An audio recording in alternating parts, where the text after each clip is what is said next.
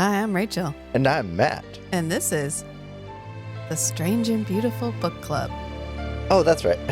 We're back to this one.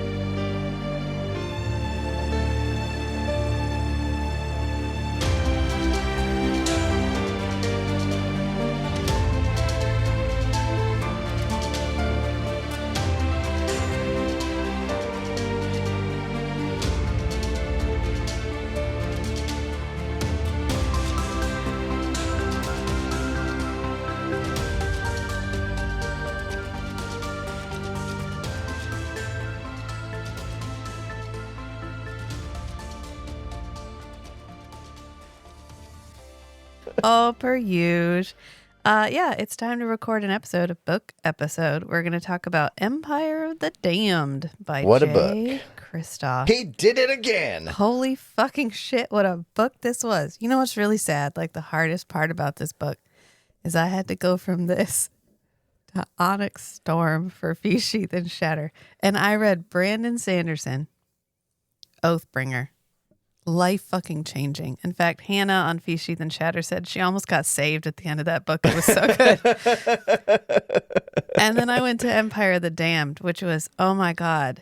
I was trying to describe it to somebody and I was like, it's heartbreaking and tragic and dark, but in a weirdly wholesome and like it's such an, if you want to be broken by a book, J. Kristoff can deliver, can confirm in a good way, in like a, oh my God, I feel things. Like if you want to feel things, this is a good book for that.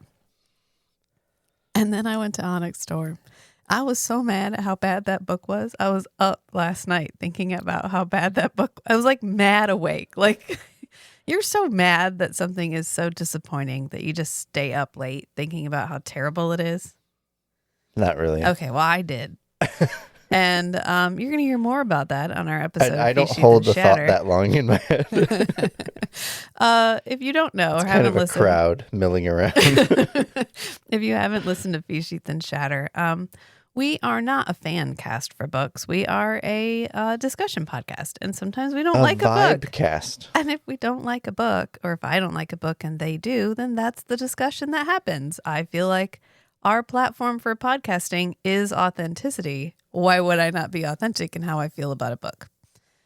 So the way I authentically feel about Empire of the Damned is this series, if he can stick the landing on book 3, will probably be one of my favorite series that I've ever read in my entire life. Yeah, I can see that. Yeah. We got so much more lore in this book. And more importantly, we got more Jean-Francois.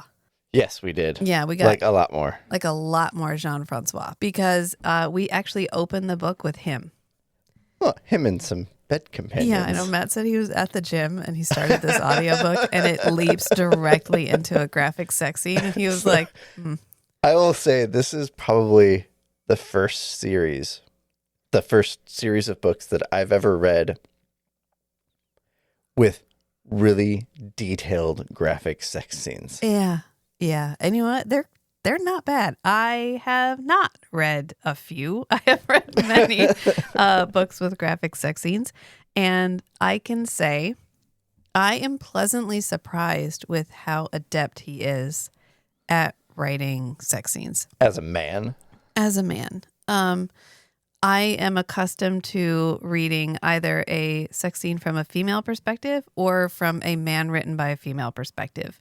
And for his sex scenes to read as romantically as sensually. Yeah. I feel like one of the appeals for women in like the smut, quote unquote, the smutty books, the spicy books, is that the men that are written by women tend to be very devoted to female pleasure. Mm-hmm. That's the draw for a lot of women, is because they have husbands who are like, but I put my dick in it. I don't know why you're mad. And they really like to read a guy that, you know, prioritizes someone else's pleasure over his own. And then J. Kristoff writes a man who prioritizes a woman's pleasure over his own. And he writes it It's fucking poetry. I don't know how else to describe this. The way he talks about oral sex is so... It's exactly how I like them to read. It's very poetic language. It's exactly how I like them to read because it's not... There's words that I don't like. I think we had this discussion, Kate and I, in the Silver Flames episode, which is there's fucking and there's making love. And a lot of the times what they describe is just fucking. So it's like a lot of, there's a lot of graphic names for different parts, and cunt gets thrown around a lot and whatever. And you're just kind of like, okay, it's fine. But like, I'm not that person that enjoys just fucking.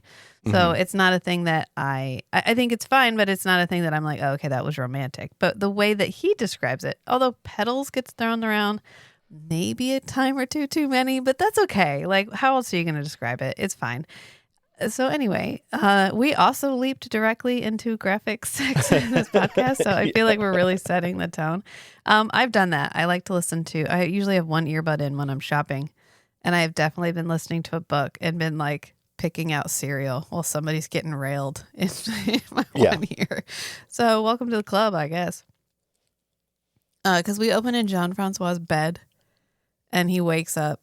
And he's like, yeah, I'm pretty sure I need these two people to have sex so I can drink from this guy right when he's, about to. Right, because he's in bed with a man and woman. She's trying to, like, get him going. And he's like, I could, but how about I roll over and get this guy going, and then you two with each other. Yeah.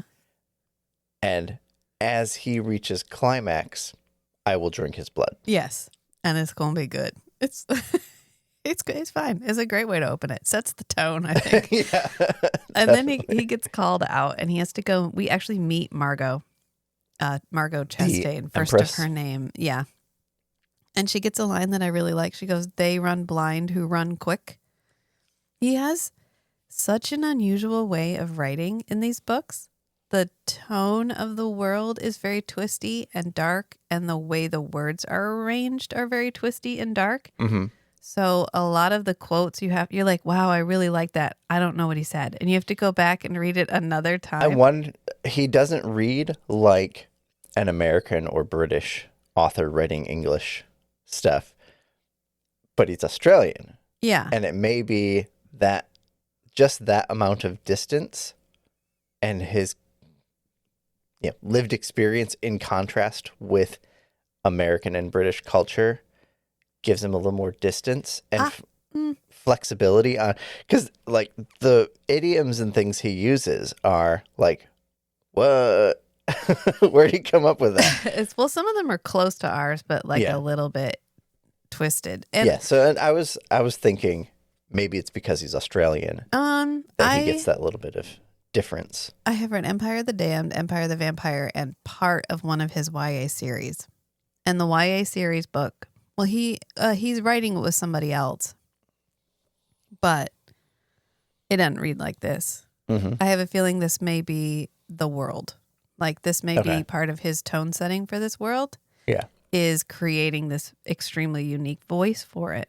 And it's great world building in that it creates a level of world building that you're not really conscious of because it makes it feel just slightly alien because the way that everybody phrases everything is a little bit different. Yeah. Like I'm not going to bring up Onyx Storm too often, but one of my pet peeves about Onyx Storm is she likes to use modern slang. Like there's one where she's like, "Oh wow, an island completely dedicated to peace." Yes, please.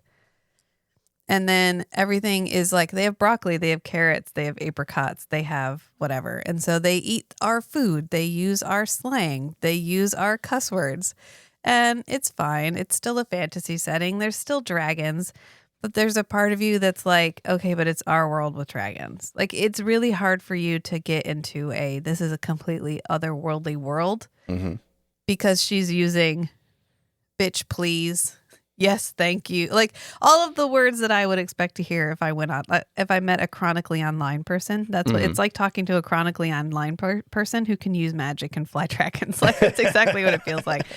And when you read this book, it doesn't feel that way. Because when she says, like, they run blind who run quick, is like, if you go too fast, you're going to miss something. Right. But instead of saying it that way, she says it in this really poetic way. And what she's saying is like, don't rush through this, but also maybe hustle up, because all of the leaders of the vampire world are all coming together because the Forever King is dead and they now have no great power. There's no charismatic leader. No, there's a power vacuum.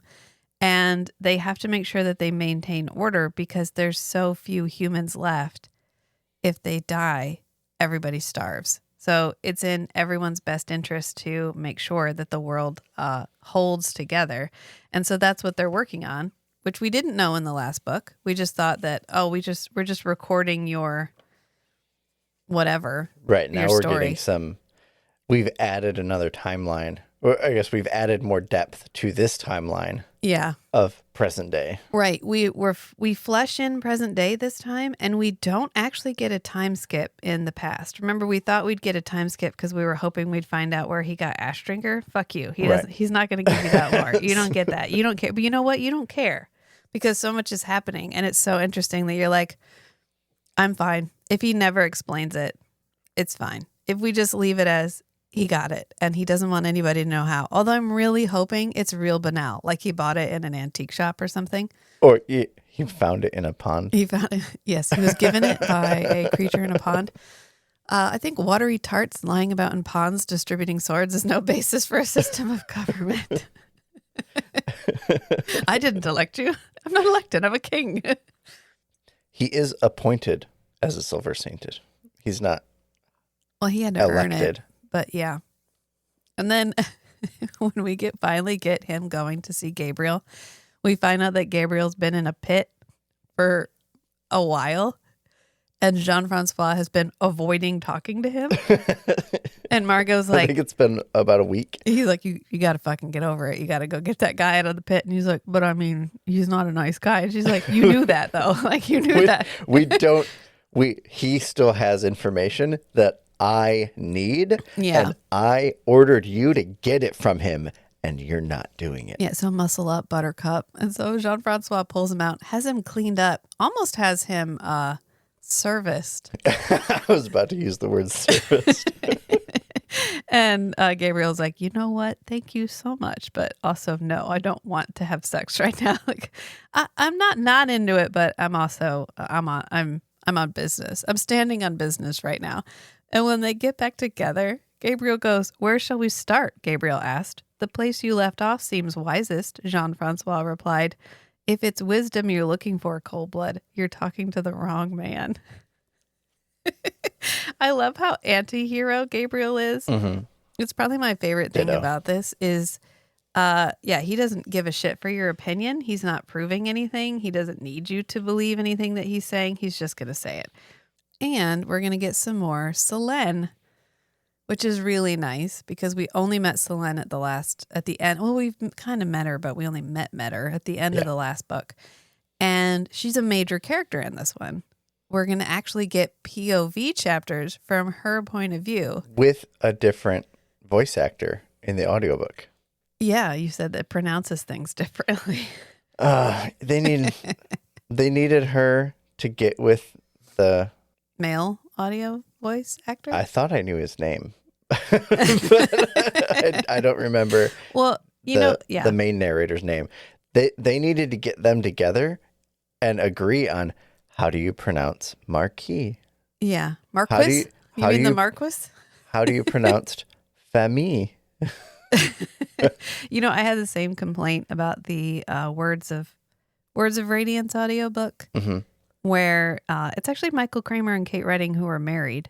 And yet when they voiced one of the characters, they gave them a completely different voice. And they don't really pronounce things very differently because he doesn't have a lot of things that some of these words are like, if I don't know French, I thought famille I didn't call it famille in my head. It was famille because it has two L's in it, but that's fine. I'm reading it. I'm not listening to it. Right. And like audiobook producers, if you have two different voice actors doing it, sit down and have a pronunciation guide so we're consistent. Like I feel like that's baseline. Like that's bare minimum, right? But okay, it's fine.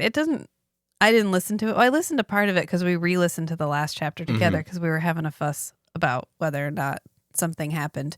And I really liked her voice. I think if she had... Oh, yeah, she does a great job. Yeah. It's just every once in a while, it's usually the French words. Yeah. Oh, okay. But the way he structures Selene and Gabriel's relationship is so delicious. Like, I'm accustomed, because I read a lot of low frequency books written by people that are like, hey, if everyone's angry at each other, that's character development. So Isn't that how you introduce conflict? I'm used to everybody being mad for no reason. And so when Selene was going to be mad at Gabriel at the very beginning, she's like, I hate you with every fiber of my being. You see all of this? Every bit of this hates you. My coat hates you. Everything hates you. And I was like, oh, okay, well, here we go. Oh, good. Another unreasonable hatred. I just read a book where this person believed that their sibling had been dead for a really long time, and they find out they're alive, and then they refuse to talk to them for like months. And it's like, you lost all that time with them.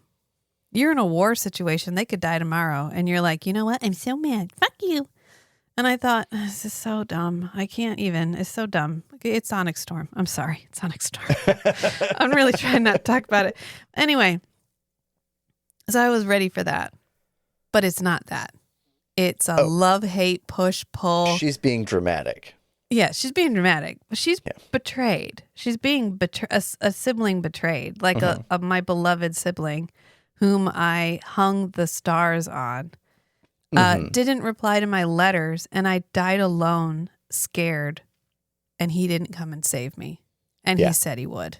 Yeah. And he's like, it's really unreasonable to expect me to have come and saved you. I was also a child. I was also very young, and I was far away. I was killing I killed the thing that killed you. And she's like, yeah, you denied me that revenge too. And you're like, I love it. I love it. It's such a... We can only hate each other this much because we loved each other so deeply. Right. And the way their relationship moves through the book is absolute perfection. And it's such a balance of like depth and nuance of how well they know each other. Yeah. Combined with the things that they actually don't know about each other. Right. Yeah. Because in the time that they've been apart. When we first come back to them, they fight. Like immediately. They're like, well, I'm gonna fucking kill you. And so they try to kill each other, even though Dior is like, can we not? And he remembers them as children learning to fight with swords together. And they used to stand back to back because they never fought each other. They only ever fought invisible enemies. And they would say, ever outnumbered, never outmatched. And we revisit that several times, and every time we do, it's like a knife to the heart. Because we have 2 kids who are very close, and one's a boy and one's a girl.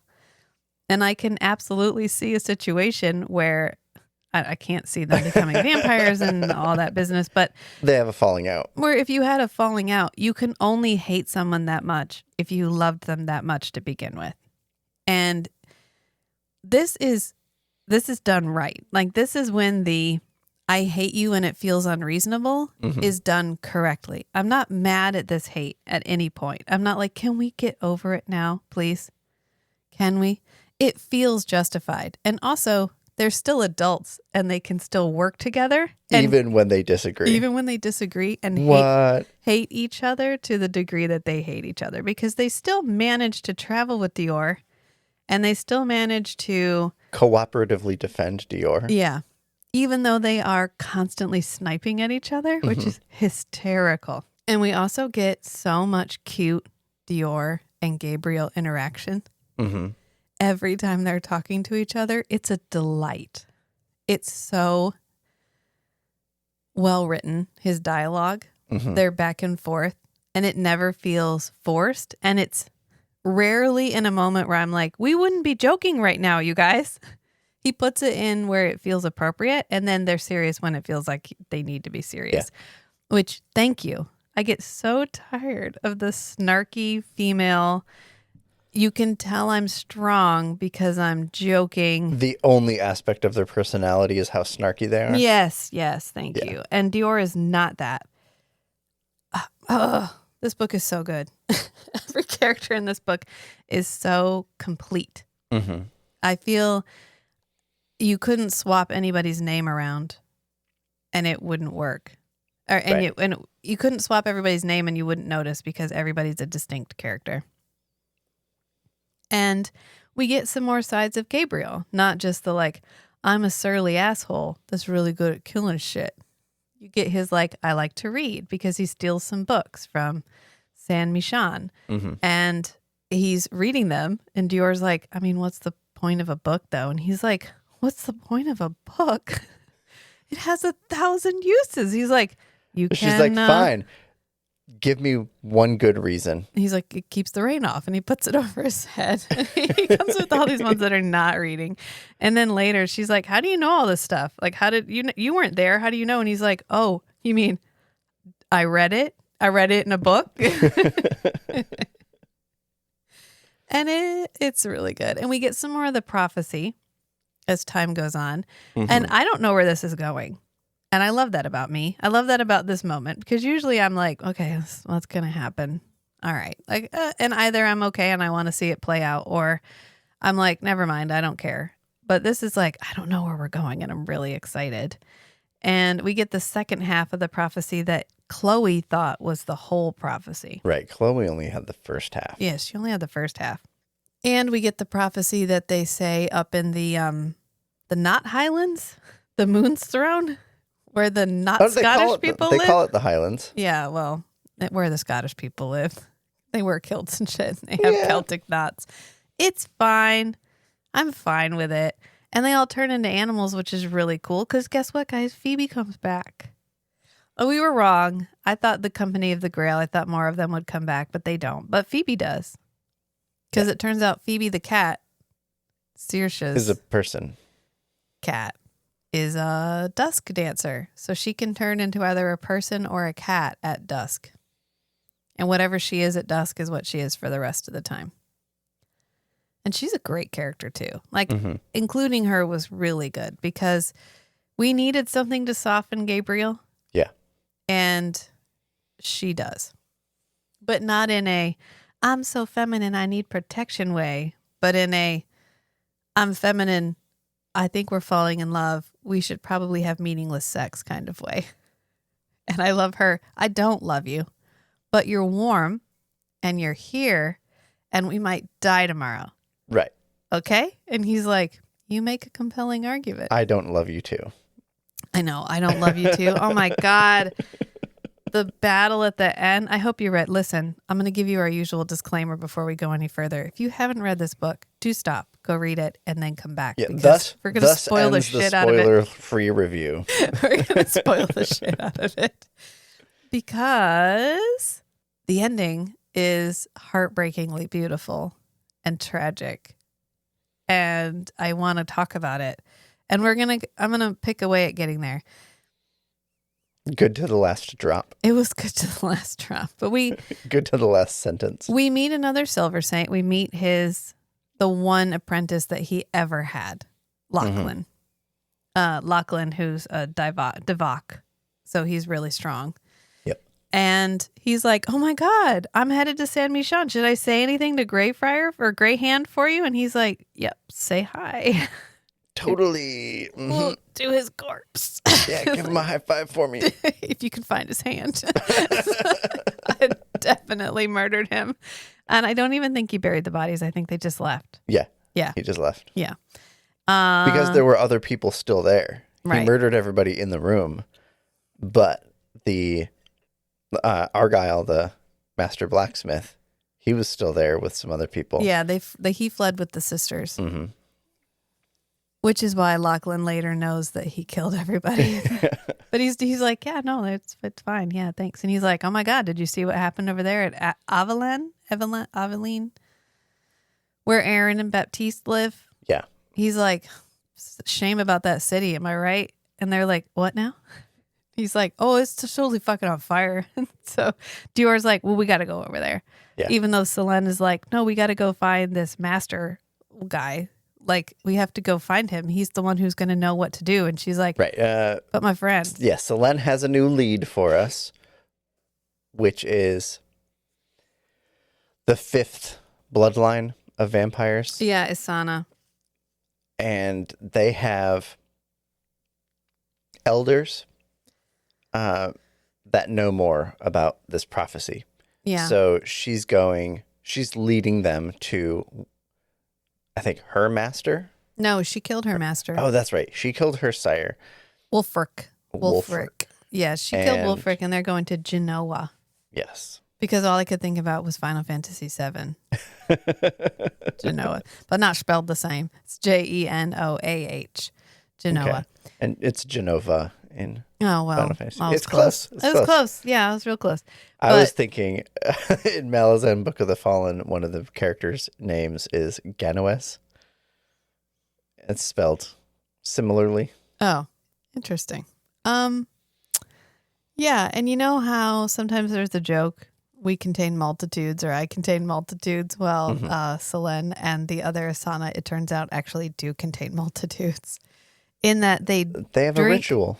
They take in other vampires. Like Rogue in X-Men. Yeah, and then they live inside them. And so they have all these voices in their head. And that's why she refers to herself as we.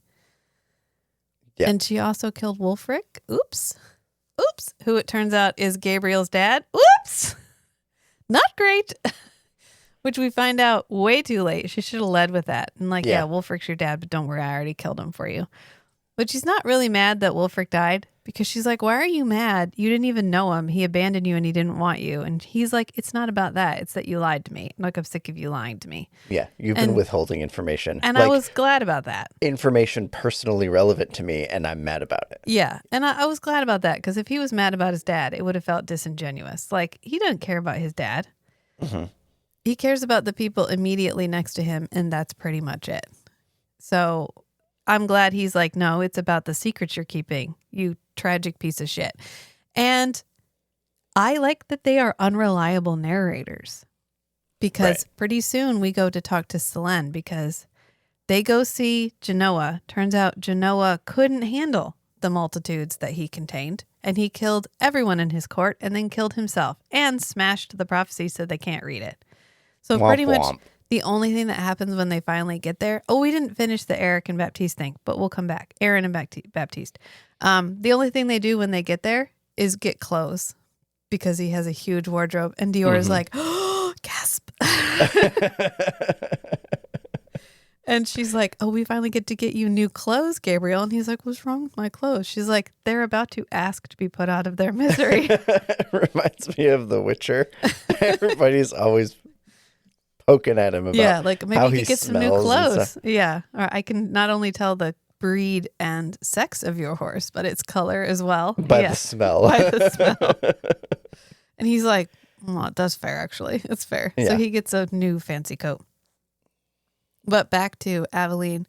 They go back to, Dior takes them off their course to go there. And this is when they meet Lachlan, because he's the one who tells them to go there. And they also pick up a group of children, because there's a group of children being loaded into like a meat wagon and taken away. Yeah.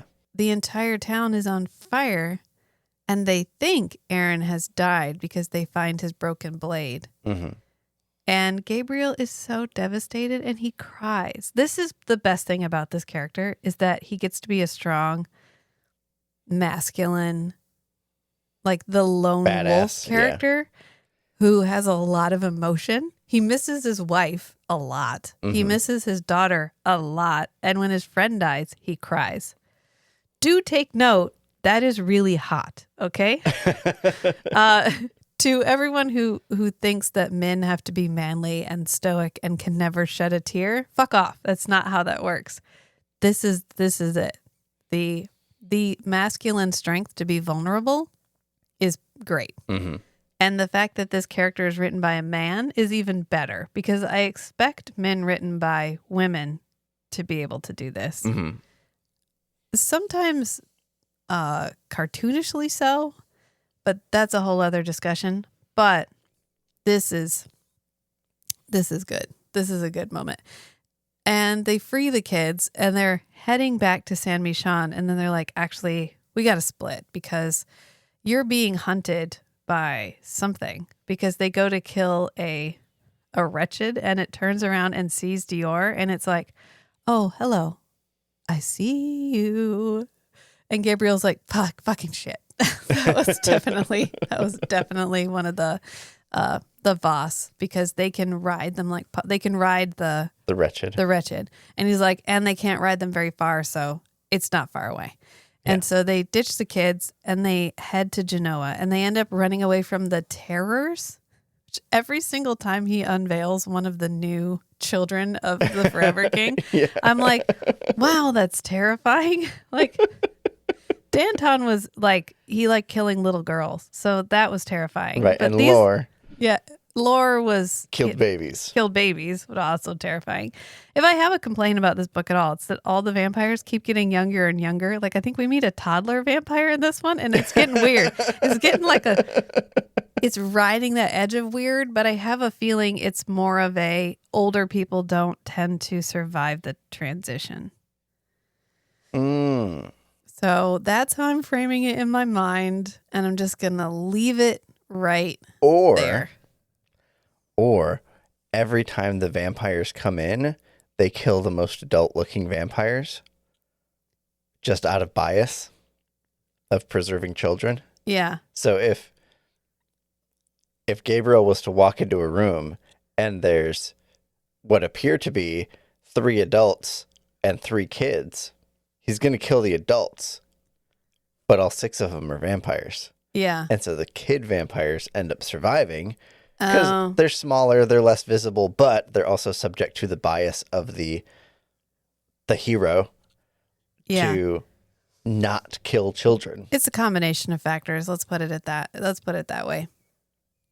But anyway, the terrors are terrifying. It does add to the creepiness. Yeah, they speak in unison, and they're like yin yang twins. Like, one is a white person with white hair, and the other one's dark with dark hair. Mm-hmm. And they just like they're like little girls that walk along holding hands, but they're like they're like older than the continent. They're terrifying. Mm-hmm. They're terrifying. The book itself has a bunch of illustrations, and I think they're illustrated in it. And they look suitably terrifying. And it just keeps feeling like we're leveling up to the final boss. I feel like he's gradually exposing us to more and more unhinged, creepy vampire the next stuff. Book's going to be lit.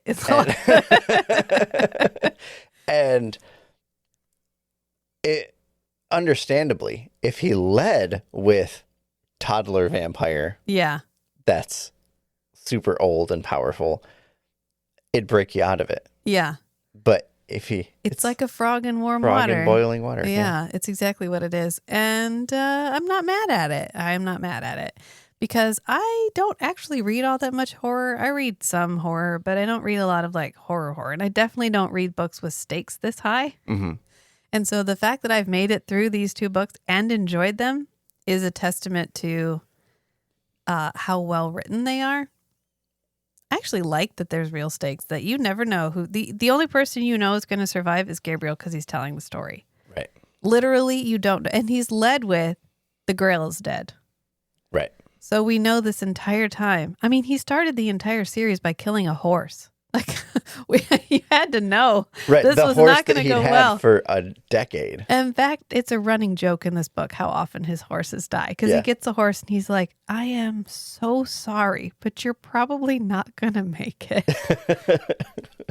I've been having bad luck with horses the last 6 months. And Ash gets more. We get more Ash. We get so much Ash. I feel like in the last book, after a while, she just got to be a bit of a nag. She was just like, "Come on, Gabriel, tell him what's going on." He'd be like, "Shink," and put her back in his scabbard. Right. But he's alone with her for large swaths of this book. And so they get to have actual conversations. And at one point, when they get to Genoa's castle and they find out that it's completely empty and they're waiting for the terrors to catch up and find them. And so they have this brief moment of respite, which he keeps giving us these moments of rest where they get to be warm and have food and have a little bit of levity, even knowing that terror is right around the corner. Mm-hmm. And the contrast makes it possible to make it through this book. If it was just terror and bloodshed and horror page after page. If it was just action, it'd get boring. Right. And so they find out there's a spot with an echo. And so Dior's like, echo, echo. And he's like, can you not? And she's like, come on. And he's like, can't you tell that we're completely fucked? And it echoes. It's like, fucked. And then Ash goes, she wears the smile to cover the bleed inside. That is her strength. Steal not what joy she finds, but rejoice she finds it at all. She thinks the world of ye. Would ye be the one who makes her burn brighter or cast shadows upon her flame? And he's like, I'm sorry, I'm a royal cunt. He yells it really loud. And it echoes. And she's like, yeah, you are. You're a dick. And so they get this moment where they're insulting him and it's echoing. And it's a great moment of tension relief. Mm-hmm. And then he goes to teach her about chess because he's also a little bit teaching her about strategy. And he loses his shit and trashes the entire board because we postulated last time that maybe him feeding from his wife made it easier for him to resist. But it turns out it's the other way around. The more human blood they drink, the faster they become thirsty all the time. Mm-hmm. And so in this book, he's thirsty all the time, which my vampire loving heart was like, yes, this is the, this is a necessary crutch. This is the conflict I live for. I hate it when they have a get out of jail free card. Mm-hmm. When they're like, oh no, I need only sup upon a single mouthful of blood every 6 months or so. You're like, fuck off. That's not the point. Like I said, in every vampire related podcast. That's like having to go to the dentist. Well, it's like I say, in every vampire related podcast, and I'll say it again, and I'll probably say it again, is if a vampire can get away with only drinking a small amount of animal blood every couple of weeks or so, Twilight, it actually makes a lower impact on the world than humans do. So it makes more sense for all of us to be vampires. Good point. If a vampire is less resource dependent than we are, they're not monstrous. Okay. Right. And if they can just have a cup of pig's blood without actually killing the animal, although in Twilight they have to kill the animal. But if we don't kill the animal, guys, we should all just become vampires. It makes way more sense. This is how I like vampires. They're people. They're evil, but they're evil for a variety of reasons. Mm-hmm. And they're not all necessarily evil. They tend to be more chaotic neutral out for themselves. Yeah. Because like he keeps saying, nobody fears death more than the immortal, which is a great way of putting it. And they require blood. Like they have to drink blood, like a lot of it. And even if they don't require it, they like it. Because they crave it. I feel like in the last book, we didn't meet any particular group of vampires and stick with them. We had Danton chasing us, but we didn't live in a court of vampires at any point. And so Dior really didn't understand the stakes. So we actually come to a point where she's standing out on this bridge. They've kind of put the bridge together to create choke points. They're going to try to stand against the terrors. And Dior comes out in armor. And he's like, no. And she's like, I can do it. I can fight. You taught me how to fight. And he's like, I gave you like 2 weeks of sword lessons. Get the fuck back in the castle. And she's like, I killed Danton. And he's like, yeah, luckily. And I'm grateful. But that doesn't mean you know how to fight vampires. Get the fuck back in the house. Right. And I've already explained that armor is an impediment when the vampire can just rip the armor to shreds. Yeah. That's why Silver Saints fight shirtless. Right. And get the fuck back in the house. And she refuses because she really doesn't understand what they're up against. And he slaps her. And this was a moment I was actually like, oh shit. Because he hits her and Gabriel's like, I hit her. I can't fucking believe I hit her. And later, he's hurt by that for a while. yeah. And later he's talking to Selene or Selene, and he's like, you did that, didn't you? You heightened my emotions, because Selene has the gifts of all the bloodlines. And he's like, you did that. You heightened my emotions. You ramped up my anger. And I hit her. And she's like, oh, you're going to blame me for that? And he's like, no, I blame myself. I still hit her. It was still my hand that hit her. But no, you egged me on. He goes, no father lifts his hand to his child and calls it love, because he was hit. Right. And that's a good moment where he's like, oh my God, I'm the bad guy right now. But also get the fuck back in the castle. Yeah. Yeah. Because Selene is like, maybe she needs to stay out here. Maybe she is ready to fight. Like, maybe she can do this. And he's like, I need you on my side right now. And ultimately, they get defeated because the Divok show up, the Divok. Mm-hmm.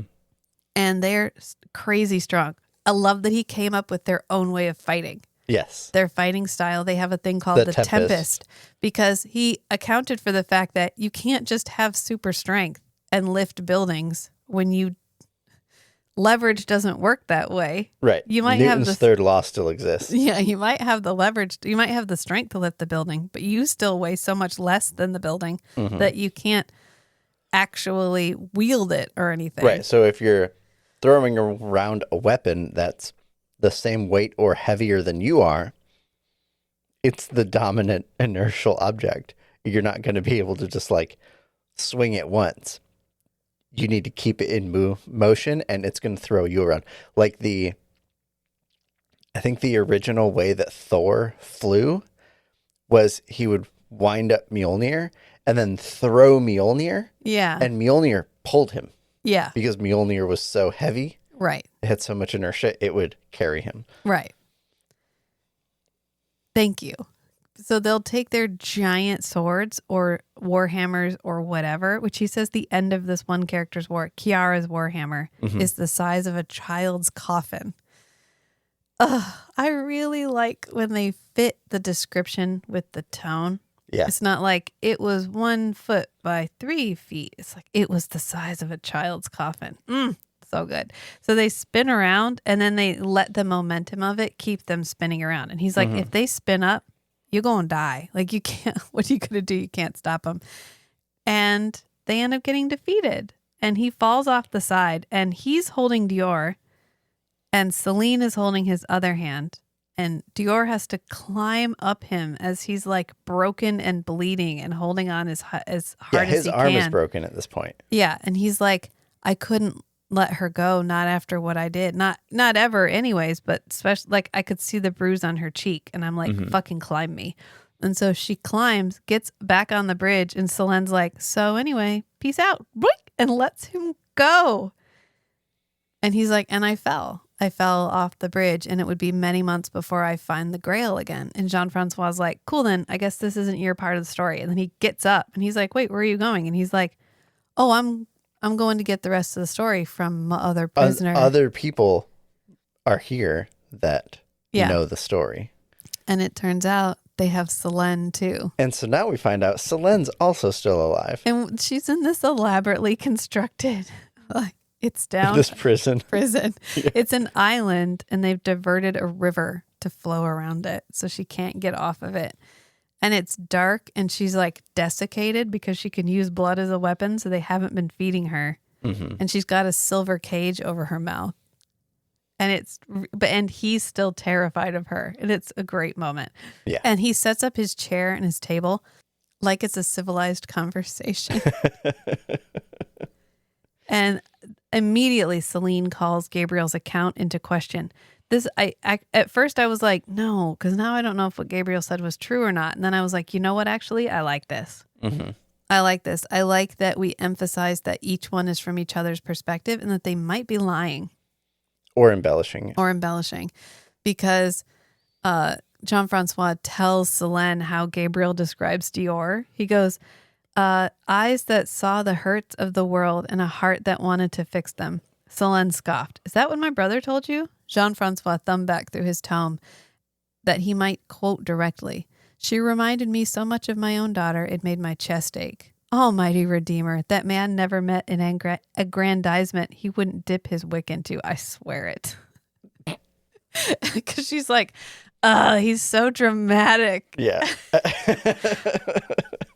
And yet they'll keep doing stuff that Jean-Francois is like, oh, okay, like you're not exactly like your brother. Okay.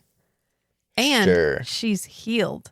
Her lips are completely like Yeah, perfect her jaw. again. Her jaw is perfect again. So we don't get the long S's when she talks. And something happened that healed her. And we don't find out what it is in this book. So I guess we're going to find out next time. But we do know that every time she drinks from a vampire, she gets a little bit better. Mm-hmm. Which is a nice touch, but also interesting. I don't know. I was thinking about it like, but are they really another bloodline entirely, or are they just vampires they're cannibals effectively? So I guess they're another. Maybe their ability is being able to consume. Well, because she's Voss. Like Laura Voss is the one that turns her. Yeah, she tells Gabriel that sanguimancy is not a bloodline trait, it's a belief. Yeah. And so why can Gabriel do it? Yeah. Unless they develop some sort of ability once you start feeding on other vampires. It may amplify some amount of magic in their blood and allow you to manipulate blood. I imagine it's going to come out because we find out in this book that Dior can manipulate blood. Right. So what there's I was thinking, original magic, and they must concentrate the magic enough. Here's what I was thinking. That maybe the fact that Gabriel can do sanguimancy isn't because of his vampire bloodline, but because of his human bloodline. Maybe he's distantly related to Dior. I don't know. I guess we'll find out. It's really difficult to say because he can do it right away. So whatever skill he does it when he's still a kid. Yeah, but as of now, he can't manipulate, like he can't form things from blood that we know of. Because I have a feeling there is more. So that's the beauty of having them be unreliable. The very end of the book. Yeah. But let's just set this so that we can discuss things as they happen. Yeah. At the end, Gabriel and Selene get brought into the same room by Jean-Francois to make it more efficient. Yeah. To get the whole story, because they're apart. He gets the story from Selene, then he goes back to Gabriel, and then he's like, you guys are together. Let's just put you in the same room, and you guys can each tell me the story while you were together at the time. Yeah. And so they get together, and they're just bickering like super petty siblings. Yeah. And then Gabriel attacks Selene and knocks her face mask off, and Selene bites Gabriel and drinks some of his blood. Yeah. And then they get them broken up. Jean-Francois' people come in and separate them. And then we get like an epilogue from Selene's point of view. Well, first, Gabriel meets one of the characters that we meet earlier in the book, because we're going to meet a character named Joaquin. Mm-hmm. And Joaquin gets freed from his thrallness to Kiara Devok. Right. Because Dior's blood, it turns out, can make you not a thrall anymore. Right. And then when we end the book, he's still alive, and he's devoted to Dior because she's the one who freed him. Right. And then we find out because Jean-Francois leaves the boy in the room with Gabriel, because Gabriel's like, I'm thirsty, can you leave somebody? And so he's like, okay, I think that, between Malene and the girl, whatever her name is, we're going to be fine. So I'll leave Dario here with you. You can have Dario. And so he has Dario. And he looks over and he's like, you better be ready, Joaquin. And Joaquin's like, oh, I'm ready. And you're like, oh, shit's afoot. Yes. Yes. I was so happy. And then we get Selene's epilogue thing, and she's like, okay, good. I got some of Gabriel's blood. Like, she says she can feel her brother's blood moving through her or whatever. Yeah. And so I think she can sense him, but then she starts telling a slightly different story. To the mouse. Yeah, petit frere. So when they actually fought in Selene's prison, I was like, oh, I'm 95% sure this is staged. This is all a long game that they're both playing where they got themselves captured by the Empress, and the Empress has something that they want, or they're here to kill the Empress as a team, and they're just pretending to hate each other so badly. Yeah. So I was thinking about it after I finished the book, and it occurred to me that Gabriel has always played down what he can do with sanguimancy. Right. And even skipping between timelines, he's like, oh yeah, between the earliest timeline and the latest timeline in the past, I only learned a few tricks. But now we're finding out, okay, maybe if this is all just a game, a long con that they're playing against the Marquis, maybe he can do more, and he just never talked about it in his story. He kept that secret. That's the beauty of them calling each other's narration into question, is now there can be more to it. We realize that this might not be the most... like a heist story where we've skimmed over a bunch of things. Yeah, and then we go back and we get including the secret plan that two of the people have that they didn't tell anybody else about. Yeah, this is starting to feel more like a heist, and I love that for us as readers. And we get some really good moments with Selene because she travels with Dior. First, she's just a mote of herself because she's been burned. And Dior gets captured by the Devok. And she's in their custody for the whole rest of the book. Like, she's a prisoner for the whole rest of the book. Yeah. And she travels with them for a really long time. And Selene just follows them as a little red moth. And so we get effectively as close as we can get to Dior's perspective without Selene and Gabriel butting their heads in, because Selene can't do anything. And she can just witness what's happening to Dior. Yeah. And she travels through some really terrifying stuff. And she's in like a meat wagon with Baptiste. And we find out that Aaron got turned into a vampire. And that every night when he wakes up, the silver in his skin burns him. And so he's just screaming all night every night. Why would the silver return? Why would the vampire healing? Magic.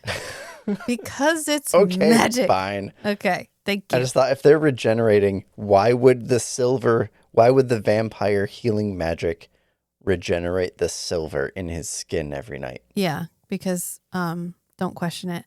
Anyway, so because it's fucking magic, honey. And so on the nights when they actually want to like talk to Aaron, the lady will flay his skin and then feed him blood so it heals, so that he can not be in agony. Right. And later they carve the silver out and fill it with ash. Yeah, so it'll then never it won't come back regenerate. again. Yeah. And we meet Nikita and Lilith. Lily? Is that how it's Lilidh? They just pronounce it Lily. Oh, okay. Okay, Lily. Yeah, they just pronounce it Lily. I think it's supposed to be kind of like Lilith, but Lily. Yeah. And I do like when Gabriel finally talks to Nikita and he's like, does nobody close to you tell you how much of an ass you sound when you refer to yourself in the third person? Because Nikita calls himself Nikita all the time. Mm-hmm. He's like, Nikita is displeased. But he beats up Lilith immediately while Dior is watching. And by extension, Selene is watching. And we get this really great line, which I marked because I wanted to read it. And it's like, such is the way of things, we suppose. Those hurt will hurt in kind. Cruelty is an infection spread from one victim to the next. an avalanche rolling ever downhill and crashing worst upon those at the bottom of the pile. Mm-hmm. I was like, oh, that's a really good line. He's such a good writer. He's such a good, he can say things that are very flowery, and feel like a deepity or like a profundity that's not like a real statement, but it is. It looks like it shouldn't be because it's so flowery, but when you think about what he's saying, it feels very like, oh wow, that was a profound statement and a profound moment to put it in. And then later he's talking to Celine. This is another one. I'm flipping through my tabs, and before we get to the next big crescendo moment, which is when Dior starts forming her rebellion party because she can unthrall people. Yeah, they force her to heal this lady. Worm. Because Nikita doesn't believe, like, he's like, so you want me to kill her personally? And she's like, Kiara's like, no, the Voss really wanted her. Because the terrors end up fighting the Devok, and that's the only reason anybody gets out of there alive. Yeah. And she's like, no, they wanted her real, real bad. And so we brought her here hoping that you would, feel things for me again, because I want you to love me again, Kiara. And Nikita's like, I mean, what the fuck can she do? And she's like, this. And so they have Worm stab herself a bunch and then have Dior heal her. And that's when Worm gets freed from her compulsion. And it turns out she's like the princess of the kingdom that they took over. Mm-hmm. And the one thing about this whole book that bothered me, like the only thing that I was like, come on, is nobody is curious about the little vials that they're wearing around their neck. Because all of the Devok are wearing these little, and then before they fight, they always quaff the vials. Mm-hmm. And Gabriel's not like, what's in those? He's just like, fucking vampire things. Whatever. No, he gets one. And he's like, oh, it's spoiled blood. He doesn't think about it. He finds it, like he pulls it out of his bandolier later because he's looking for a Sanctus vial, but he's not like, what is it? He's just like... I think he smells it at the time and he calls it spoiled. The little girl, Mia, gives it to him and he just sticks it in his bandolier. He's like, thank you. And then later he pulls it out by accident. And he's like, what is in this? And yeah, it's old blood. And he's like, oh, okay. But he keeps swapping back and forth, of course, between Selene and Gabriel, because at a certain point we pick up Gabriel's narrative because he gets captured by the Silver Saints because Lachlan shows up and he's like, you piece of shit. And Gabriel's like, I mean, yeah, I already knew that. What's new? What's new? And the Inquisition lady, Vala, whatever her name is, the twin that didn't get killed. Yeah. And that's a whole thing that happens. And it's great. I'm going to let you read about it in the book because mostly it's Phoebe fucking with them until they get so scared she can get Gabriel out. And they end up in this tower because there's such a bad snowstorm. And the funniest fucking moment in this entire book is they are finally about to have sex. Because he keeps telling her no. He's like, no, I can't. I just can't. I can't have sex. I'm married. And he gets this lecture from Ash that's like, do you want me to cut him off? Do you want me to just, I mean, you can still be you if you're a eunuch. Right? Yeah, we could just cut off your balls. It's fine. You don't need them. You're clearly not using them. They're just a distraction. Yeah, I'll take them. It's fine. And he's like, you're not cutting my balls off, Ash. And he's like, oh, okay, so you want to keep them? Then do you want to use them? Because I'm pretty sure Astrid would be mad at you for not moving on and living your life.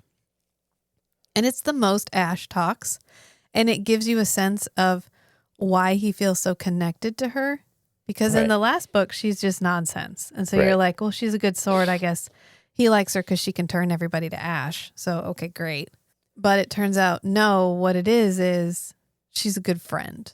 Yeah. She's his friend. And he's like, all right, fine. And so he pushes Phoebe up on this table and his favorite way to start every sex scene, which is oral sex. Yeah. And Phoebe has a great time. And they are just about to move on to stage 2 of intimacy, which involves, actual his parts. Let's put it that way. Since we don't talk about sex very much on this podcast. Psh, whatever. Listen to Feast, Teeth, and Chatter if you want me to say dick. Anyway, his parts. And just then, the Silver Saints find them again. And Jean-Francois is like, no. You were just getting to the good Breaks part. Gabriel out of the story. And he's like, no. And Gabriel's like, yeah, what do you You're mean? kidding me. You're kidding me, right? Right now, Gabriel. It's so good. It was so good. I actually paused and read it out loud to you. Mm-hmm. And then we come back to Selene. And the longer we talk to both of them, the more we realize how much like siblings they are and that their temperaments are so similar. Even though Selene says she takes after her father, which we get a different perspective of his dad. Because from Gabriel's point of view, he was a bastard who ran around on his an mother. abusive drunk. Who shared a bed with literally anyone but his mother. Mm-hmm. An abusive drunk. And Selene's like, yeah, she refused to have sex with him, so what was he supposed to do? And what would you do if the woman that you had taken in because she was pregnant as an act of charity hated you and refused to have sex with you? You too would get drunk and have sex with people. And she goes, yeah. Did Gabriel say he beat him like a disobedient child? Because that's exactly what Gabriel was. Like, his mother loved only Gabriel. She doted on him. He could do no wrong. He was a bit of an asshole. And he was It's not entirely his fault, but he's still an asshole. Not punchable. I don't know what to say to you. Like, it's not a great excuse for hitting your child, but it's a different perspective on their growing up. And she's also like, I'm not a de Leon. I'm a Castia. Right. And we're like mountains. Castia means castle. And what are castles made out of? Stone. And what does stone to you? It endures. Yeah. She's like, I endure. And she goes, I mean, I know that's not as inspirational as one day as a lion is better than a lifetime as a lamb. She like mocks his little phrase that he says to himself. So perfect. And then Jean-Francois goes, you and your brother make quite the pair, Mademoiselle Castia. I begin to see why you loathe him. For a creature who casts no reflection, you certainly do hate looking at yourself. Perfection. That line is so good. Mm-hmm. And one of the big themes of this book, and it was less of a theme, the theme really for the last one was that he was like jonesing for Sanctus. We got that time when he didn't have either. He refused to drink from anybody, and he also didn't have anything to smoke, and he was like dying. And that was when he was questioned by the Inquisition. Yeah. But in this book, it's much more prevalent of a theme that he's just thirsty. Like, he's always hungry. Mm-hmm. And it carries through a lot, and it makes his drinking more understandable. Right. He's replacing the bloodthirst with alcohol. Yeah. And we do get a couple of really great moments where when he finally satisfies that need, and it's like, oh my God, this is all I ever wanted. Like, it is the first rain on the desert. It is he has all these, but he has one where he goes, the hole inside never quite filled. To hate the thing that is completing you, to love the thing that is destroying you. What perfect suffering, what hell divine. I was like, that's really good too. There's some moments in this book that are poetry. And he's talking about like fulfilling his needs, like feeding his addiction. Like, it's the only time that I feel complete. What hell divine. Right. And you're like, wow, that's really good. There's another one too, where he's talking about being with his friends. Because Phoebe is very challenging, and Phoebe ends up challenging him a lot. And he kind of likes it because he likes being pushed. Mm-hmm. He's grumpy about it, but he's very... I sympathize.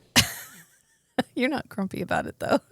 Oh, sometimes you are. Sometimes you are.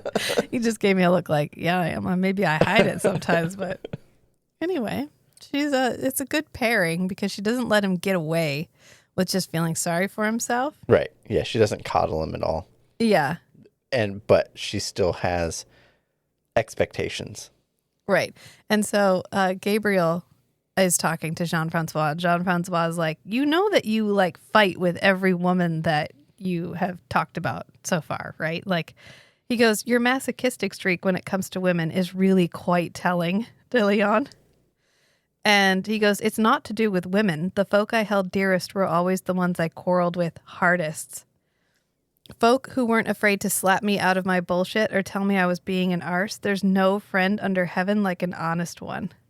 And those were pretty much all women. Yeah. And he says, All the strongest people I know are women. I mean, he's got male character friends, and his friendship with Aaron is so compelling in the first book. And then what happens to Aaron is so tragic in this book. But yeah, the people that he definitely reveres the most and the ones that he grows with the most are generally women. And he goes, that's the way to wisdom, vampire. The wise man learns more from his enemies than the fool from his friends. But even the fool can learn if his friends are willing to call him one. Surround yourself with folk who confront you. If you're not being challenged, you're not learning anything. And if you're the smartest man in the room, you're in the wrong fucking room. Mm-hmm. I was like, oh, Matt could have written that line. I say that all the time. Not quite. Oh, why did you leave elaborately. this job? Because I was tired of being the smartest person in the room. Yeah. I want to be challenged. I'm not. I've gotten to the point I'm not learning anything here. Yeah. Yeah. I want to read another line. I'm just trying to illustrate how well written this book is. So I'm going to read another one here because he's talking about he's lost his sword. He's lost everything. And this is when he finally has sex with Phoebe. Fucking finally. And it's honestly a little kinky. I'm not mad at it. But he like bends her over a table and there's quite a bit of spanking. And it's a moment. They both enjoy it. It's very animalistic, which is probably fitting given. Appropriate for. It's probably. A lot of it's probably driven by what Phoebe wants him to do to her. Right. Because that's what she needs to feel. Well, the important point is it's entirely consensual on both sides. Yeah. So it's fine. It's completely fine. And she ends up being like, yeah, you should probably bite me now. Like, you should bite me. And he's like, I don't want to. And she's like, no, do it. Fucking bite me, Gabriel. And he's like, God, fine, damn it. And he bites her. And he's like, oh, shit. This is because he's been thirsty this whole book. And so finally he's like, oh my God, this is everything that I ever wanted. And she enjoys it a lot. And she ends up screaming. And so her brother rushes in thinking that Gabriel has attacked her. And he's like, oh, I know how this looks. Because he's stark naked with her blood on his face. And she's like drowsy, half passed out, bleeding on the table. And he's like, this isn't what it looks like. And he gets punched through the wall, flies through the air, and then falls through the roof of the adjoining building, and then has a knockdown, drag-out fight, stark naked. Let me see if I can find the bear picture in the book. Is it with the bear, or is it just with the woman who turns into the bear? It's with the bear. Okay. Oh, the lion guy. Oh, yeah. Yeah, I found the picture for Matt. He has a tight little butt. That's my only complaint is like it's a little high, but that's okay. It's fine. It's fine. But he's lost everything, and he says, "I have nothing to fight with save my bare hands. But bare hands have killed kings, cold blood. Bare hands have built empires. A man and his sword can carve a legend. A man and his army can conquer a nation. A man and his god can remake the world." But swords shatter, armies falter, gods betray. A man's hands are ever his own. I have come to realize that this is my character archetype. And probably if you put this character in front of me in literally any book, I would probably be like, this is the best book I have ever read. And it is the lone character. It doesn't have to be a man.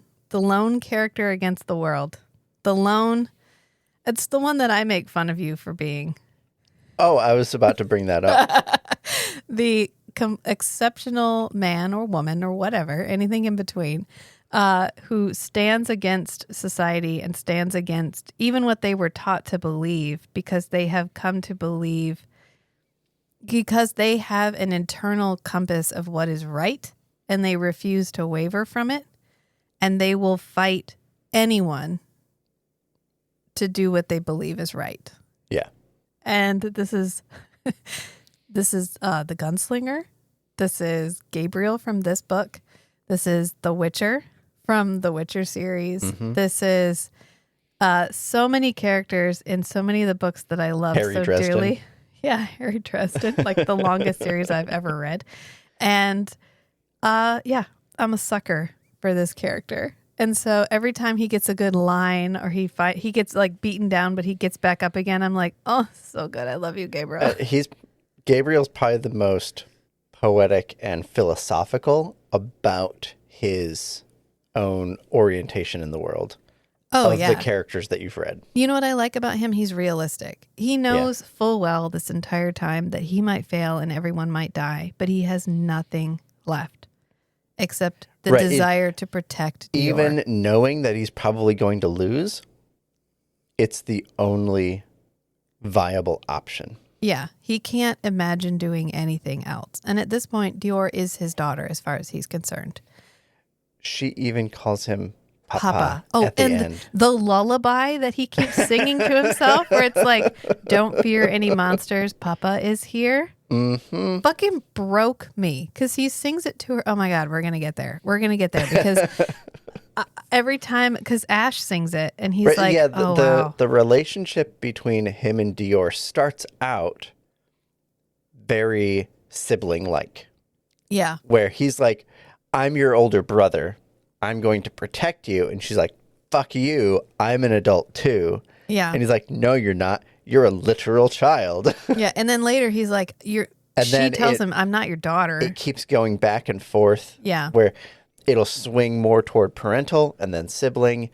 And we get, okay, by the end of this book, Dior really perceives him as a father figure. Yeah. And he perceives her not as which at the beginning, it's like Dior is a cover-up for Patience. Yeah, she's a crutch. Yeah. He misses Patience. He's treating Dior as he would have treated Patience. Yeah. Which is as a 5-year-old or whatever. 11. She's 11. 11. Yeah. Okay. You're a young girl. A really just young like kid. my Patience. And she's like, I'm nothing like your Patience. And by the end of it, it's not, I'm treating you like my daughter to cover up this wound of losing Patience. It's, I'm treating you as my second daughter. Yeah. Yeah. Yeah. It's heartbreaking. Is what it is. And we do a really good job of pebbling in mentions of Astrid and Patience without really dwelling on them. Yeah, he's not moved past, but he's in a different phase of the grief process when we come in this book because he's finally talked about it. And so he's finally not in denial but grieving.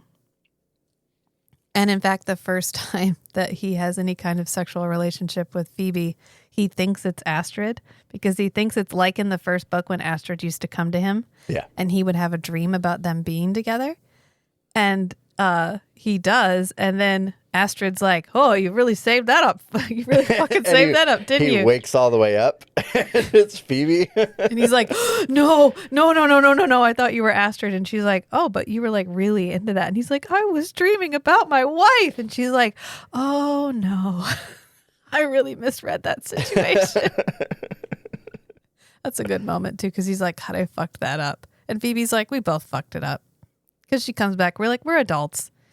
I was mad. I got over it. I'm sorry. We both misjudged that situation. Let's just start fresh. Okay. Mm-hmm. And he's like, okay, all right, fine. We can do this. But he sees them, but he'll smell them or see them laughing or see them hide, in the they're flitting between trees or whatever. Mm-hmm. And or Ash will wake up and be like, how's Patience? I haven't seen her today. And he'll be like, she's fine. Yeah. And so it's a great way of reminding the reader of all he's lost without making him wallow. Yeah. And it's also illustrating that he's moving through the next stage of his grief for them. And that's not letting them go, but learning to live his life without them. And finally, so Gabriel goes through a lot to get to this castle town where Dior is hiding out. And Dior has gone through a lot. She's been betrayed by Baptiste because Baptiste is a thrall. She's been maybe thralled herself, but then we find out not thralled at all. And she's had to, quote, distract Lily physically. Mm-hmm. She's had to watch Aaron descend into, like, vampire-ness. And she's built her own little cadre of people that she can rely on. And one of them betrays them and goes to Nikita and tells them all about it, and Dior ends up getting beaten and thrown into prison. And Gabriel has raised an entire army of shapeshifters.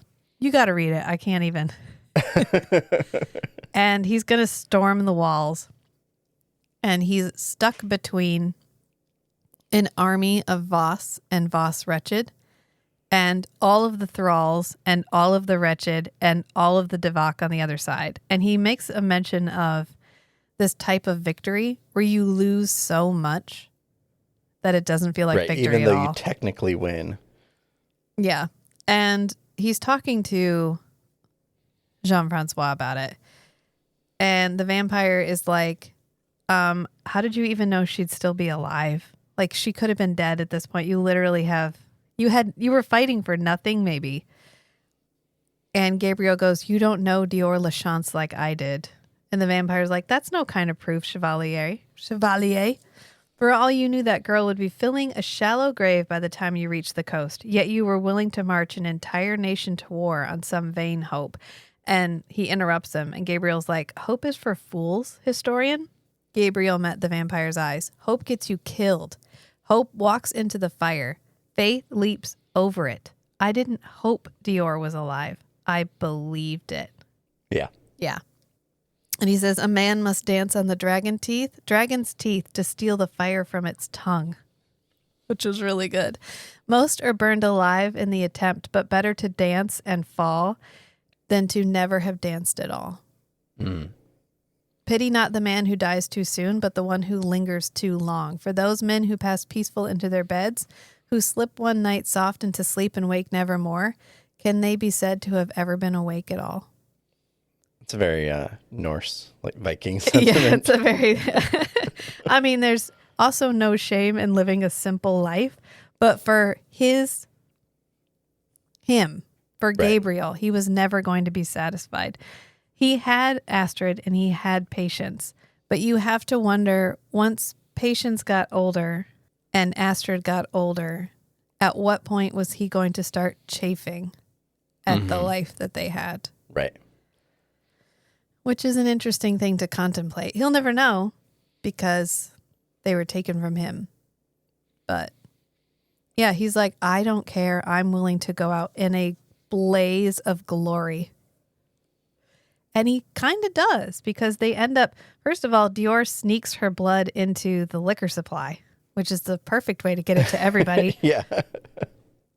Because every time they use that every time they drink that black, it's like a liquor that they make. They describe it even more, like more and more. By the end of it, it's like garbage and cat piss. Like that's what it smells like. Like it completely covers the scent of her blood. So all the thralls get her blood. So all of them get free. So rather than they're literally force feeding it to the men on the walls. Yeah. And so when they get to the walls, instead of facing an army of thralls, the thralls are like, cool. And they turn everything around and they're like, time to fight the vampires. Yeah. And I love when Celine and Gabriel argue about who went west and who went east. Yeah. No, you went east and I went west. And she's like, I was there too. I think I know. I was actually on the fucking wall. And he's like, you know what? Whatever. I don't care. It's fine. I don't care. And through all of this, Kiara, who is a character who loves Nikita, ends up realizing that Nikita's never going to love her. And so she kills the lady that betrayed Dior. And then she's going to set Dior free because that's the way she feels that she can get back at Nikita best. Yeah. And she gets killed by Lily. And then they end up in this subterranean tomb Which It's as like soon an as they old were, cathedral. Is it like an underground thing? yeah, It's holy ground. there's the sepulcher of the Mother Maid, Yeah. which is in this town, and it's holy ground. So Selene knows that one of the ancient Asana are sleeping here. Mm-hmm. And she's like, okay, she's not on the holy ground. Okay, I'm going to just straight mark that off. And I was like, oh, she's on the holy ground then. Right. Oh, okay. Yeah, so she spends all this effort sometimes looking. his twists are not as twisty as you think they are, but that's okay. Like, it's fine. That's not. It's a completely reasonable assumption for Selene to have. Right. But you as a story reader, as someone who knows the shape of Right. these things, you're like, oh, okay, cool, that's where she is. And it turns out that written on the doorway, because underneath the sepulcher is a tomb that it's the like large effigy of the Mother Maid, and it's an empty tomb because she left to go be in heaven with the Redeemer. And so it's a big empty tomb, and I was like, oh, okay, so that's where she is. And so they're trying to get the sword off because it's made of silver. And when they pull it, it's a magical latch, and it opens the tomb. Yeah. And there's stairs down into darkness. And they go down earlier and come back up, and they're like, oh, shit. And we don't know what's down there. And Selene can't go there. But Lily reads the ancient Oswe language that's written around the door, and it's like, enter here all who seek salvation or whatever. And she's like, I don't know, that kind of sounds like an invitation to me. And so she gets to walk onto holy ground. Yes, I liked that. Oh, you can be invited by text on the wall. It's like having a welcome Sure. mat. There's a joke about having a welcome mat outside of your house and how that would count for a vampire to be like, okay, cool, I could come in. It's basically, there's a welcome mat. And so she pursues them into this holy ground where she shouldn't be able to, but it does allow Selene to also go in there. Yeah. And they go down into this area, and there's a big fight. And Dior's hand gets pinned to this tomb. Right, with a dagger. Like through her hand. Yeah. And then Lily is killing this woman that she's fallen in love with. And she has to pull her own hand off, and she loses 3 of her fingers in the process.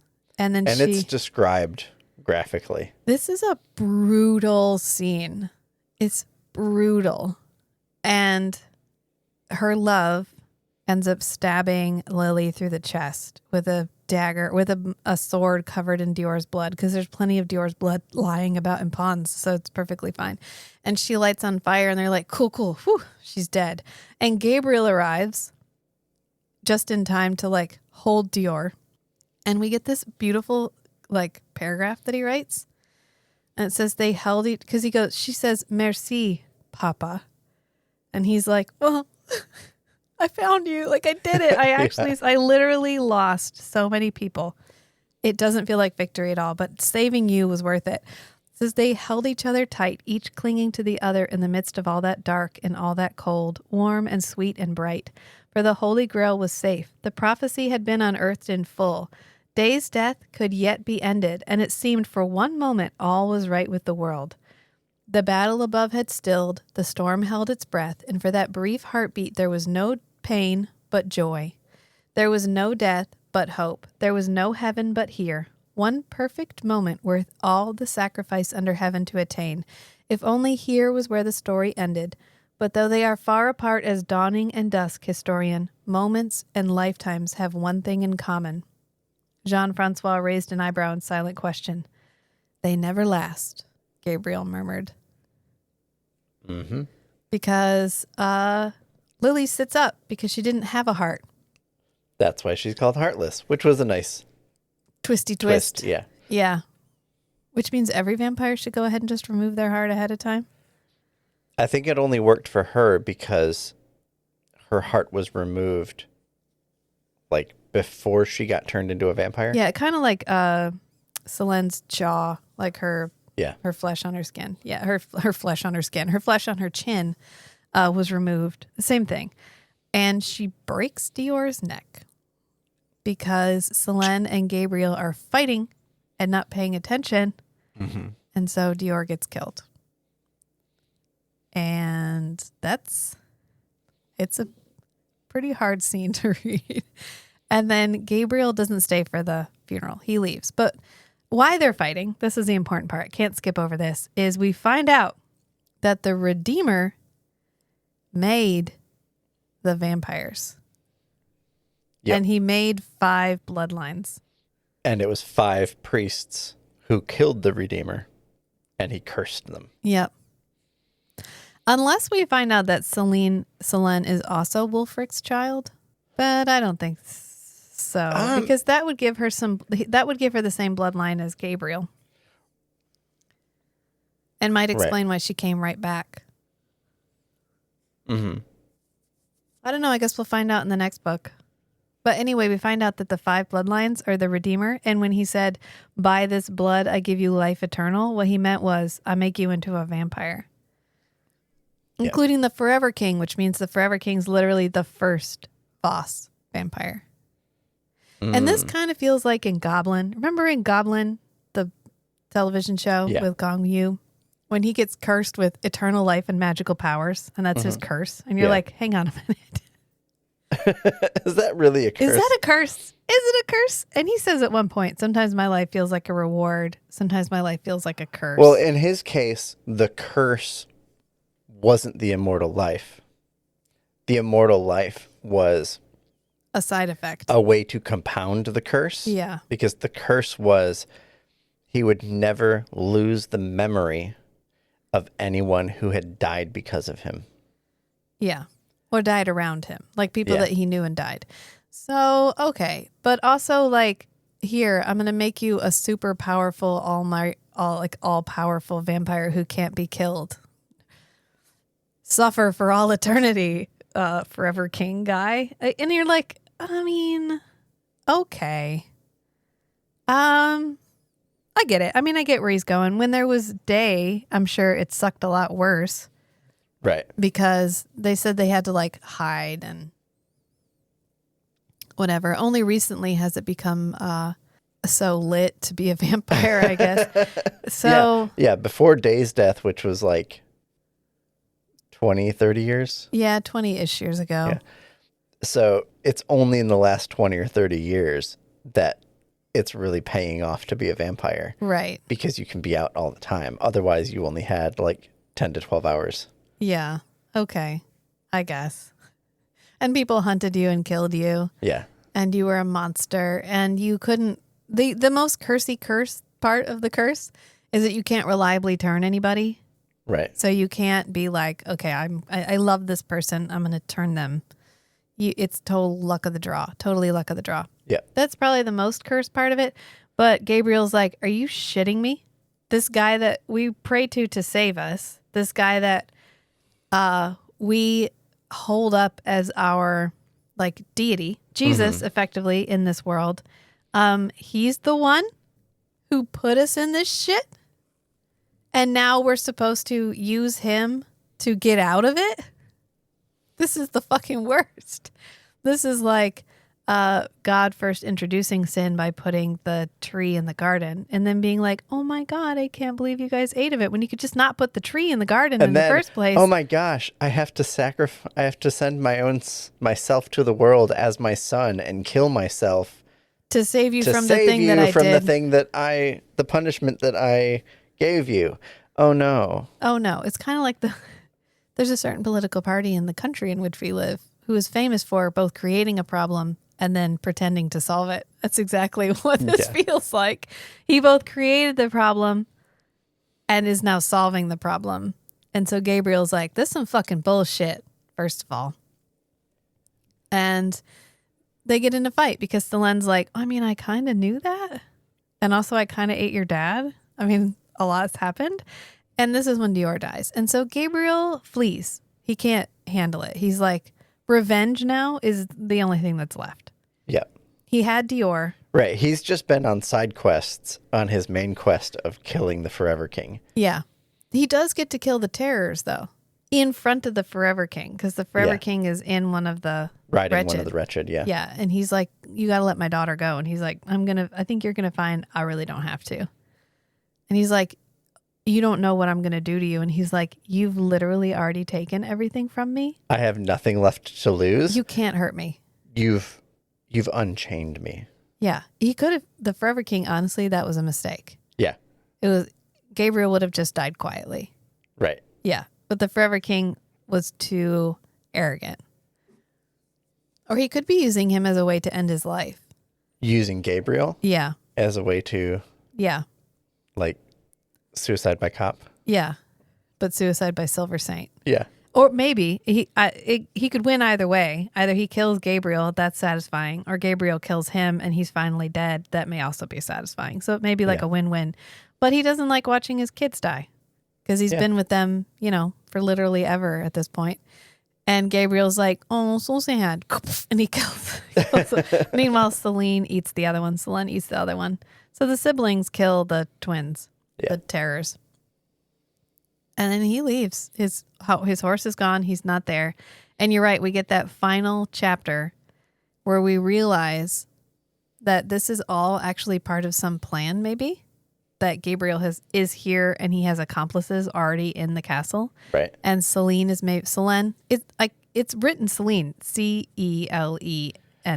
But in French, you don't pronounce the last letter. I know. So Selene is like, I'm part of it too. And she's talking to the little mouse because Jean-Francois has left this mouse behind. And she's like, did your master leave you here to spy on me? And it's like, I did. And she goes, he doesn't really know what he's dealing with, does he? And she has a little conversation with this mouse. She's like, there's something I didn't tell him. And that is that, first of all, Mother Marin, who I was here waiting for, luckily all those people died above her and all the blood came through. There was the carving in the floor with an open mouth. Yeah. And her mouth was under the carving of the mouth. So the blood woke her up. Kind of like in, there's two Dracula properties, I think, where they do that. And what's the one with Kate Beckinsale? Underworld? Kind of like in Underworld, yes. And she wakes up and she almost kills Selene. Almost kills Selene.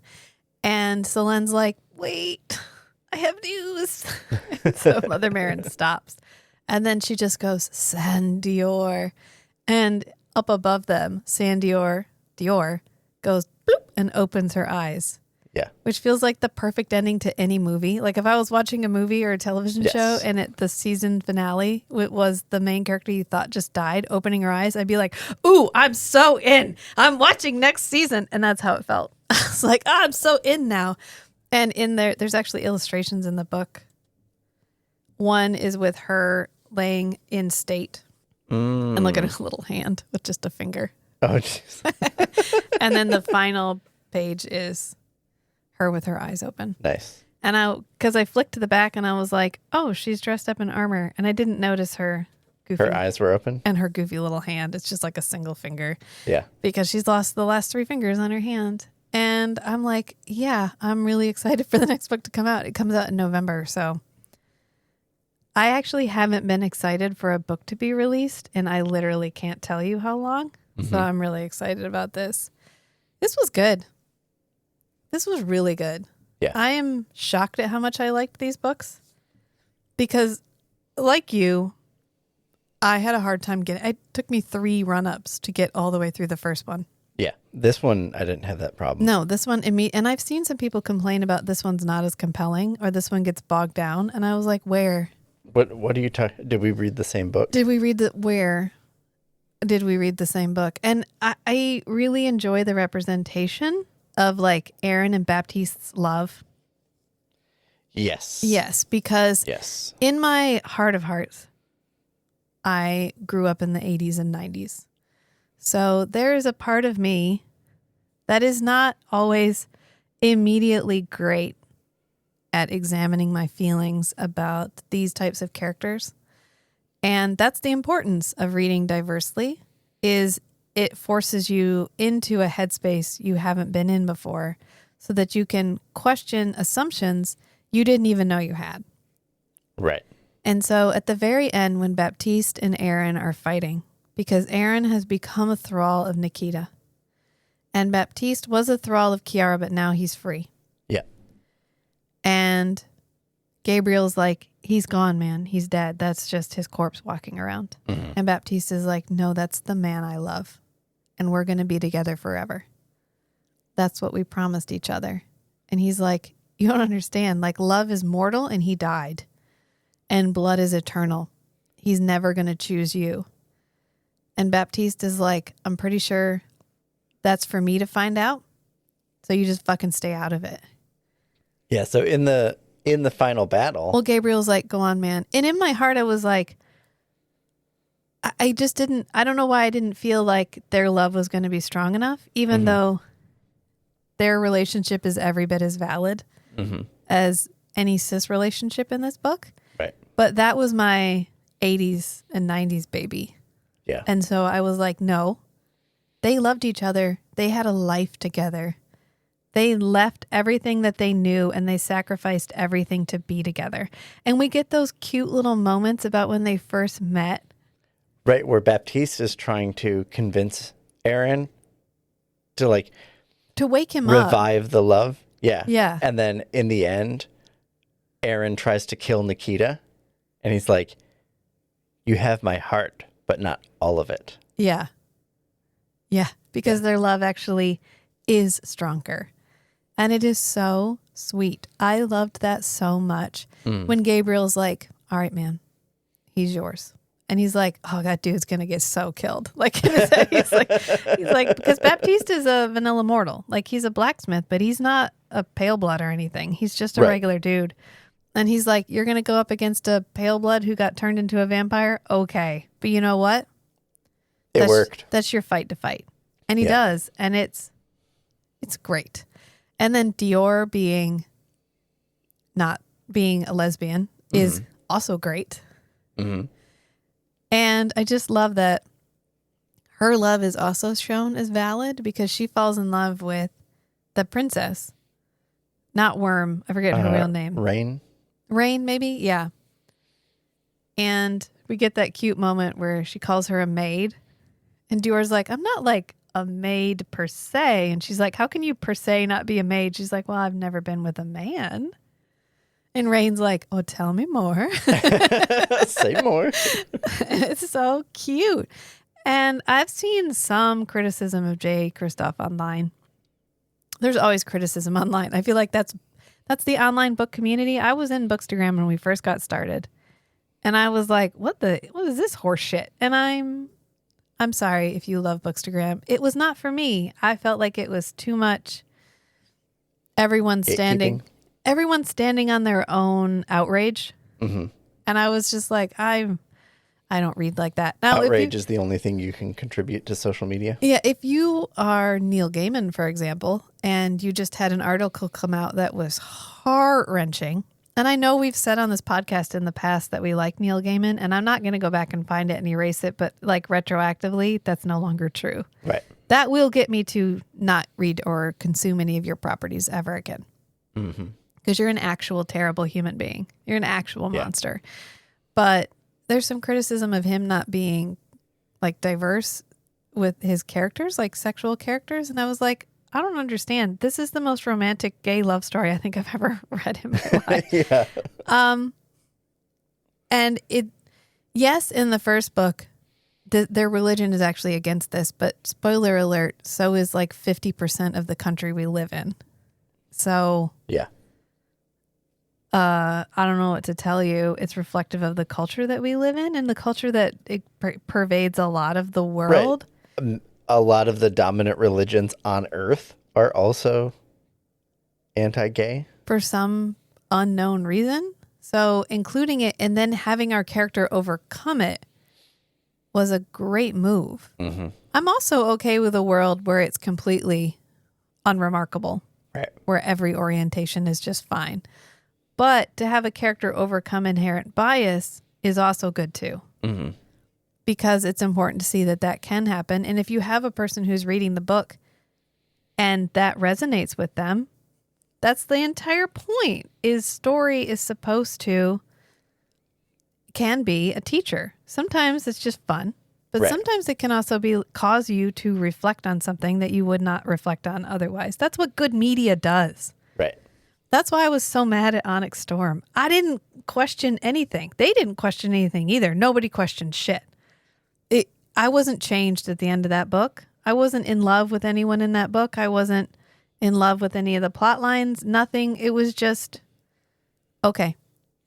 But this book Yeah, and when you read you're like engaged Way in. of Kings, Words of Radiance, Oathbringer, was I changed at the end of those books? Yes. I agree completely with Hannah. I almost got saved at the end of Oathbringer. And it was like goosebumps so good. Like, and that's how I felt at the end of this book. Is love didn't win, but love fought really fucking hard. And it's okay to have a book where the good guys don't win consistently.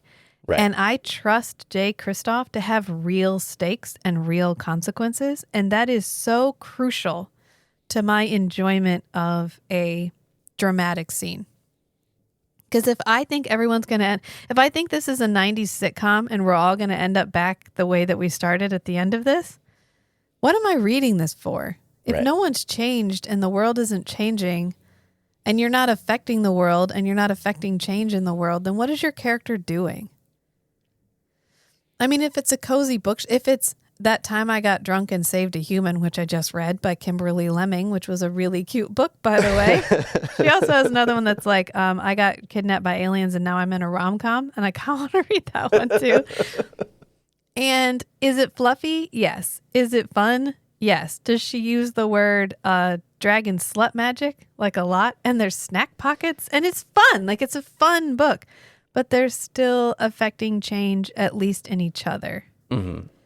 And there's progression and there's story building and there's fun and there's romance and there's like the tiniest little splice of terror, but not too much.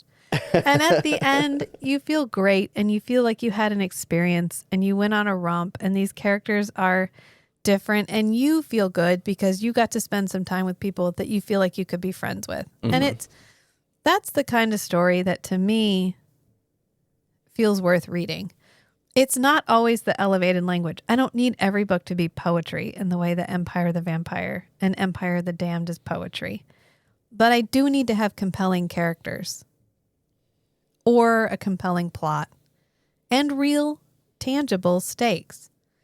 And even if the real tangible stakes are like, are they going to get together or are they not going to get together? Not, am I going to rip half my hand off and then save my love out of the puddle of blood and brine in front of this tomb? Mm-hmm. Anyway, that was my soapbox that I was up at 3:00 in the morning thinking about. I mean, writing is more than just putting words on a page. That's what I'm trying to say. And I feel like this book is a good benchmark for how you can write a story that feels both bleak and hopeless, but also joyful at the same time. Yeah. Do you have any further thoughts? What do you hope happens in the next book? I hope we get an advanced reader copy of the next book. Should just start poking away at somebody. Hello. Hi, we you are have a very podcast? very famous podcasters. We have like 200 episodes. We've read a lot of books. Please, can we read the advanced reader copy? Can we get it now? Can you just send us your Word document? You just Jay. message him on Instagram. My like, email hey, address. I'm the one who got the tattoo. So glad that you're reposted. I felt a little bit like, wow, I really went and got that tattoo before I even read the second book. I regret nothing. It's fine. I would have gotten it anyway because to me, the sentiment is so powerful that I was fine with it. And we say it once in this. Yeah. But also I was like, oh man, every time people are like, oh, you know, are you going to read the third book? And I want to be like, I haven't even read the second book, but I already have a tattoo. So anyway, it's okay to be impulsive. It's fine. Yeah. So yeah, what I need to do is just, hey, Jay Kristoff, our email address is thehosts@strangeandbeautiful.network. Or you can email me at rachel@strangeandbeautiful.network. I promise if you just send a PDF, I'll keep it secret. I'll keep it safe. It's gonna be so good. We did get the advanced reader copy of the third book of the Sunbringer series. Oh, we did? God Killer, Sunbringer, and then we got the third one. Okay, so we got to do Sunbringer then. Yeah, we need to do Sunbringer. So maybe we'll add that to the rotation the next time around because we're almost up. We've got one more. We're going to read Black River Orchard by Chuck Wendig, which is a good fall, but also a good spring horror novel Yeah. about apples and the evilness of apples. He's on Instagram. He's such an Apple nerd. I love that for him. And it was good. It was good. And we'll talk about it because we've already read it. And we just need to record the episode. If I have a complaint at all, it's that it didn't have the same voice that I generally associate with Chuck Wendig. And that's fine. It's okay to grow as an author. Yeah. But I was looking for that like snarky, snappy prose. Yeah. And I didn't really get it. But it was a good story. And it's great. And we're going to talk about it. And I guess we'll just leave it here. So, actually, this was the one where you say the end thing. Oh, right. So remember, sometimes the strangest things are the most beautiful, too. So be who you are and love what you love. Until next time, friends. Bye.